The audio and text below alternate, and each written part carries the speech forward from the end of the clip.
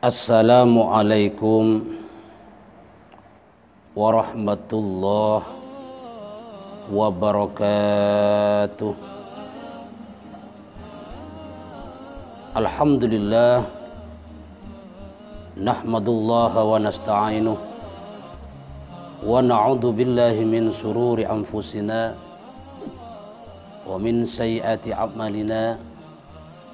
May yahdihillahu fala mudhillalah wa may yudlil fala hadiyalah. Asyhadu an la ilaha illallah wahdahu la syarikalah. Arsala rasulahu bil huda wa dinil haqq liyudhhirahu 'ala ad-dini kullih wa kafa billahi syahida.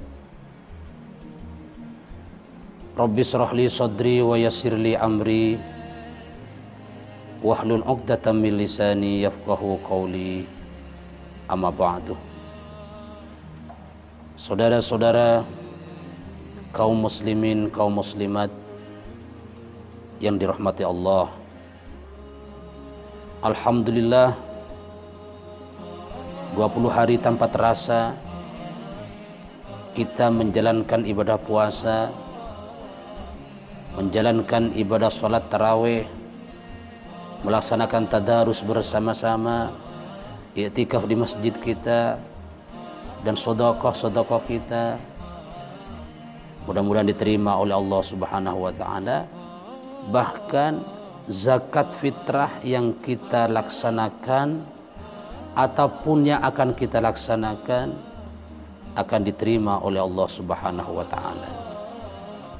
Kaum muslimin, kaum muslimat yang dirahmati Allah Subhanahu wa taala, di kajian kemarin kita belum selesai tentang zakat fitrah, di mana kita kemarin telah membahas tentang definisi zakat fitrah atau disebut dengan zakatul abdan, zakat diri kita, zakat badan kita dengan jumlah nominal 2,8 atau dimaksimalkan menjadi 3 kg, yang mana waktu-waktu yang telah ditentukan oleh syariat telah dijelaskan kemarin, dari waktu jawaz, dari waktu karahah, waktu fadilah, bahkan sampai waktu tahrim. Kita kupas kemarin secara bergantian. Mudah-mudahan kita mendapatkan pemahaman, mendapat penjelasan, sehingga kita melaksanakan ibadah zakat dengan baik. Kaum muslimin, kaum muslimat yang dirahmati Allah Subhanahu wa taala, bahkan kemarin kita telah membahas tentang kadar dan semacamnya, dan siapa saja yang wajib mengeluarkan zakat fitrah. Maka sekarang kita lebih fokus kepada kelompok-kelompok siapa saja yang berhak untuk mendapatkan zakat fitrah. Karena tidak semuanya orang itu boleh mendapatkan zakat fitrah. Tidak semuanya umat manusia diperbolehkan mendapatkan zakat. Lain dengan sedekah. Kalau sedekah itu siapapun boleh menerima. Makanya zakat itu tidak boleh diberikan kepada Rasulullah dan keluarganya.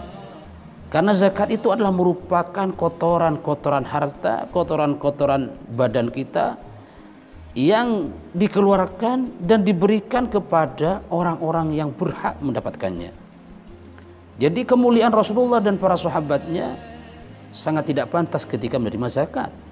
Maka beliau Rasulullah dan keluarganya cuma boleh mendapatkan sedekah. Jadi zakat dengan sedekah sangat berbeda.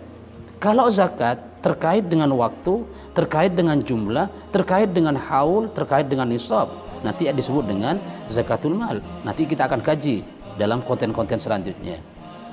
Kaum muslimin, kaum muslimat yang dirahmati Allah Subhanahu wa taala, kita sekarang fokus tentang siapa saja kelompok-kelompok yang berhak dan sangat berhak untuk mendapatkan zakat fitrah. Kadang kita sering melihat di masyarakat, karena ada kepentingan sesuatu, kadang-kadang zakat fitrah dikeluarkan kepada orang yang dalam tanda kutip tidak berhak mendapatkannya.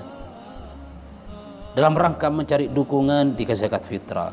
Dalam rangka mencari murid sebanyak-banyaknya, kadang-kadang diberikan zakat fitrah.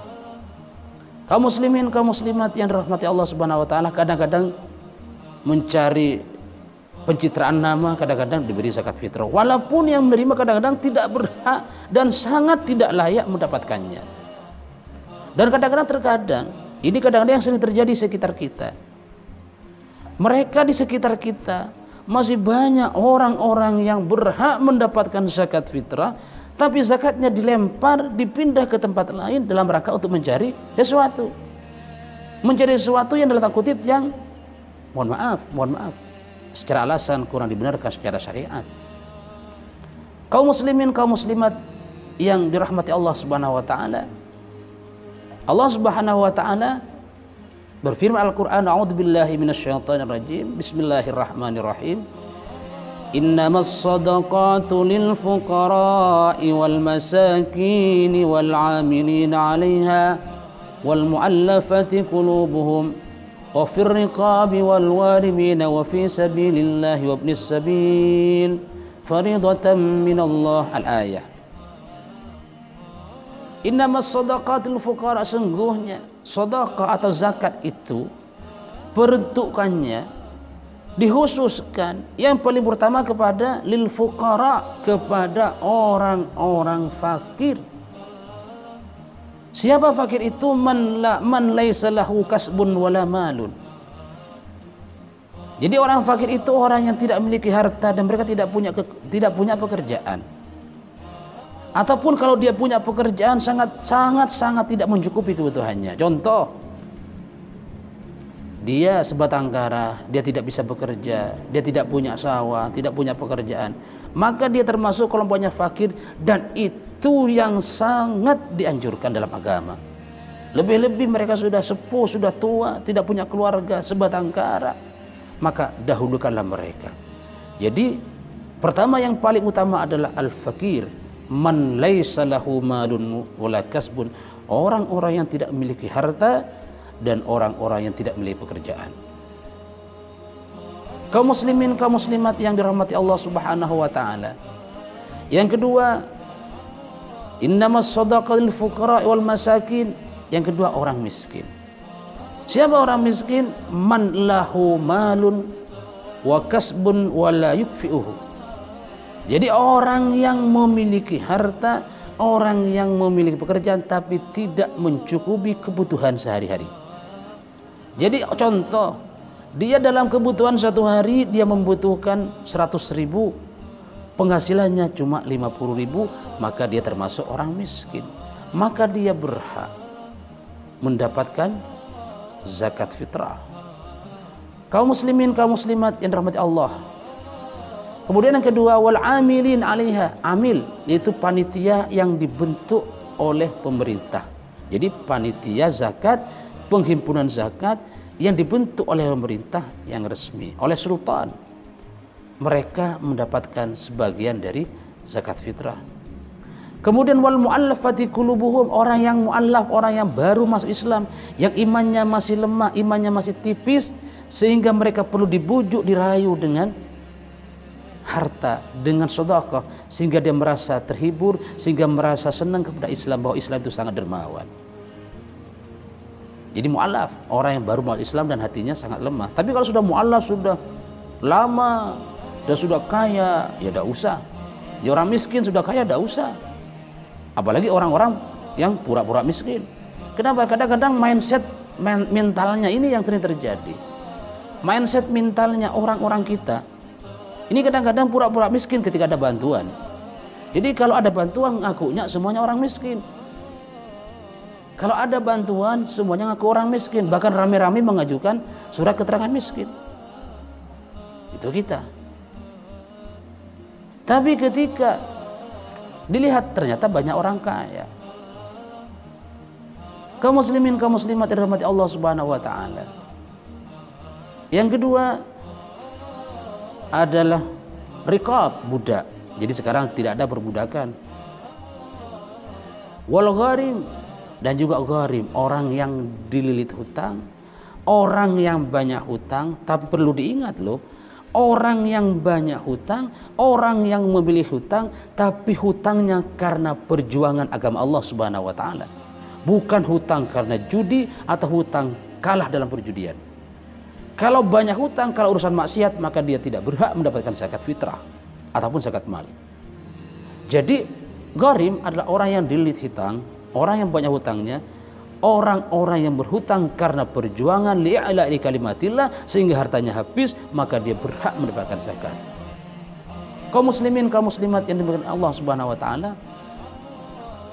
Kemudian wa fi sabilillah, yaitu orang-orang yang berjuang di jalan Allah.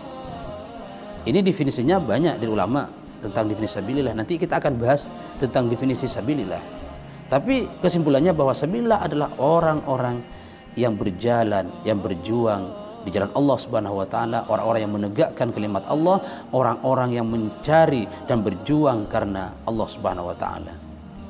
Wa ibnus sabil, dan juga ibnus sabil adalah orang-orang yang ya sama dengan orang yang berjalan di jalan Allah Subhanahu wa taala, seperti para pejuang, para santri dan semacamnya, para siswa yang mereka mengabdi karena Allah Subhanahu wa taala, maka mereka berhak untuk mendapatkan zakat.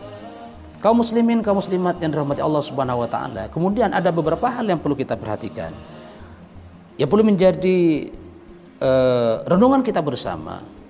Yang pertama, maka berikanlah zakat kepada orang-orang yang paling berhak, dan yang paling utama adalah mereka yang sangat fakir miskin yang ada di sekitar kita. Dahulukan dulu orang-orang fakir miskin di sekitar kita. Jangan sampai memindah zakat fitrah ataupun zakat harta sebelum terpenuhi di lingkungan kita. Jadi kalau di RT kita, di RW kita, di desa kita masih banyak orang-orang yang miskin, orang-orang yang berhak mendapatkan zakat fitrah, jangan sekali-kali memindahkan harta kita, zakat kita kepada tempat lain. Karena di sana sudah banyak dan juga banyak muzaki-muzaki, orang-orang yang punya kewajiban mengeluarkan zakat. Kaum muslimin, kaum muslimat yang dirahmati Allah Subhanahu wa taala. Kemudian yang ketiga, dahulukanlah mereka, orang-orang yang sangat tua, orang-orang yang jompo, orang-orang yang punya yatim dan semacamnya, yang mereka sangat membutuhkan uluran tangan kita. Oleh karena itu, marilah kita berharap kepada Allah Subhanahu wa taala, mudah-mudahan kita diberi rezeki yang halal, rezeki yang barokah, rezeki yang manfaat, rezeki yang bisa membawa kita keberkahan ibadah kepada Allah, dan rezeki yang bisa mengantarkan kita ke surganya Allah Subhanahu wa taala. Kaum muslimin, kaum muslimat yang dirahmati Allah, demikian kajian kita tentang zakat fitrah. Mudah-mudahan ada manfaatnya. Kekurangan mohon maaf yang sebesar-besarnya. Hadanallahu wa iyyakum ajmain. Ihdinas siratal mustaqim. Allahul muwaffiq ila aqwamit thoriq. Wassalamualaikum warahmatullahi wabarakatuh.